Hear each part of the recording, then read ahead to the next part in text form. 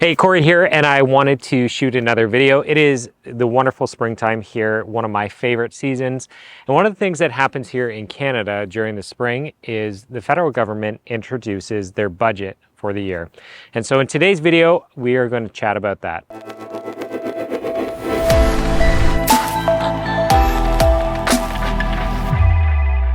Hello, this is Cory.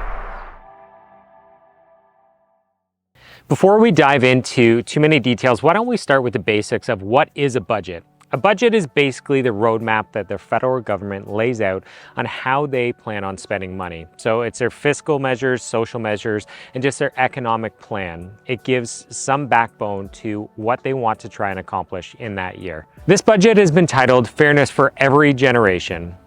That's obviously the overriding theme of what they're hoping to accomplish through this budget. And I'll quickly read the abstract that gives an overview of that. The 2024 federal budget is a government's plan to build more homes faster, help make life cost less, and grow the economy in a way that helps every generation get ahead. On its face, I think that this budget sounds very appealing. It in fact mentions the word fairness over 50 times, and certainly everyone is aware of the housing crisis that we've been dealing with the past few years, and this budget certainly aims to tackle that issue. One of the things that I want to note is that there's obviously a lot of things that go into a federal budget, and we are not going to cover all of them, but what I do want to focus on are the pieces that touch on or affect the real estate market here in Canada, and particularly in the London and surrounding area. When we sit down and we do a household budget, it's a fairly objective measure where we know what dollars are coming into our house and then we allocate them, we give them jobs.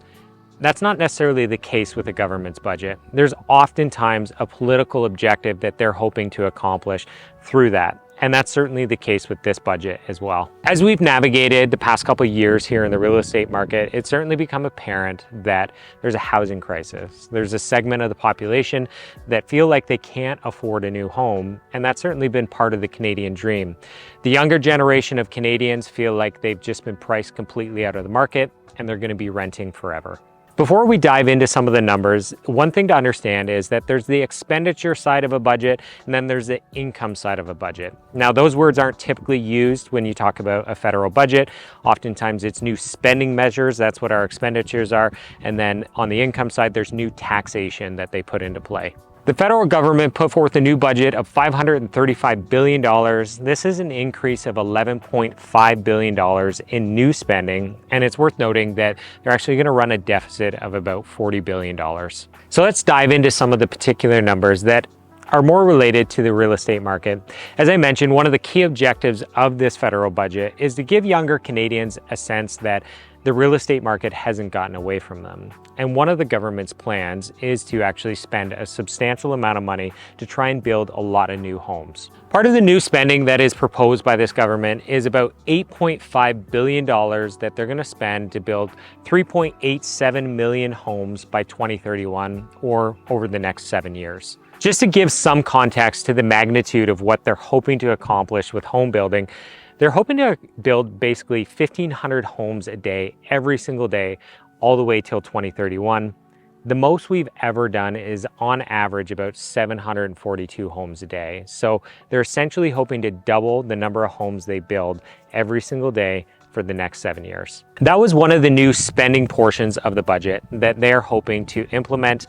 And I would like to move on to one of the taxation pieces, but I will circle back to the government's plan to build all of these homes and kind of my thoughts around that. So as I mentioned a few times here in this video, is there's spending components and there's taxation components to what the government's budget is. And one of the new taxes that they are hoping to implement is a change to the capital gains tax. A capital gain is essentially a gain in capital. So anytime an individual or corporation spends capital, they expect it to go out into the world and increase in value. And that gain is what we call a capital gain. Most Western countries do have a capital gains tax. It's not something that's new. And here in Canada, we've had capital gains tax for quite some time. The federal government here is hoping to change the way that that capital gains tax is applied. I find oftentimes it's best to use an example to understand something like that. So why don't we take a look at a real estate example for this one? As someone who owns revenue generating properties, I think it could be good to use real estate as an example. So in this case, let's say I buy a property for $100,000 and in the future, at some point, I sell it for $500,000. That is what we would call a $400,000 capital gain. The way that capital gains tax works currently is that what the government would do is that they would look at 50% of that gain. So $200,000 is what they would look at. And that $200,000 would get added to your income for that year, and you would pay income tax on that capital gain. The 50% that they're going to tax is called an inclusion rate, and that's what they're actually looking to make a change to. And essentially they want to bump it from being half up to 2/3 or 66.7%. The caveat here is that they're only going to apply that inclusion rate to any gain over $250,000. So anything under the 250 will stay at the 50% inclusion rate.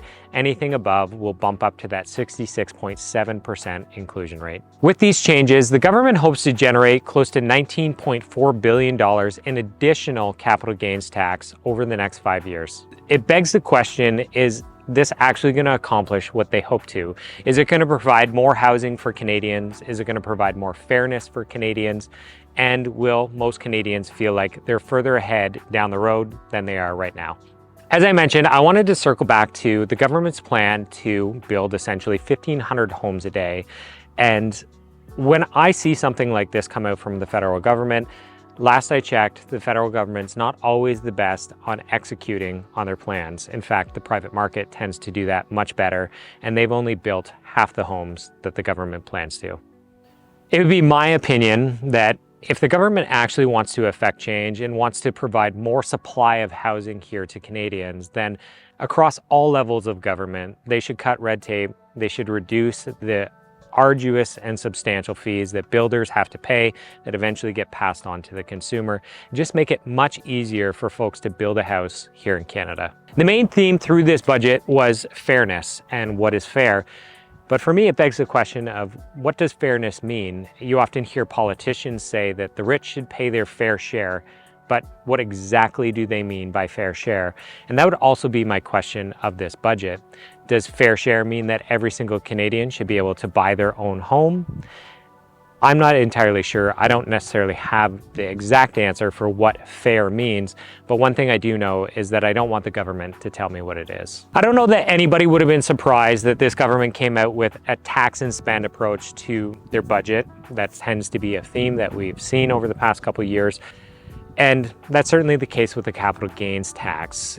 To be honest with you, it feels like if you've got a carrot and a stick, it feels much more like a stick. And comes from a government that's already used the stick quite a bit. It would be my opinion that increasing the capital gain that you're going to implement for real estate investors like myself, or even Canadian doctors that own their own practice, or any business owner or investor, generally I feel like it's missed the mark. And certainly the sentiment that I've heard is that people aren't happy about it. In fact, I've seen properties that have been listed that are trying to sell and close before that capital gains inclusion rate increases, and they're just trying to avoid being taxed even more than they already are. As a government, you can either try and incentivize people to continue to invest in rental housing, to build, to grow their businesses and invest in the Canadian economy, or you can disincentivize them. And that's exactly what this change to this capital gains tax is. During COVID, every country basically shut down. They shut down their economies,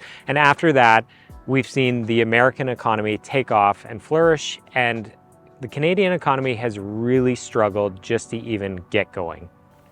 I'm certainly not the only one that's expressed some concern over the budget that's come out, or even where our housing market is at right now, or even the Canadian economy as a whole. But it certainly will be interesting to see how things shake out over the next couple of years, especially if we do see a change in this government and a different approach to how we stimulate the economy and we do create fairness across the housing market. I'd love to hear your thoughts on this recent federal budget that was released, and perhaps even on where our housing market is going here in Canada. So leave a comment down below. And if you'd like to see more videos like this, then I invite you to subscribe to this channel. And I want to thank you for tuning in.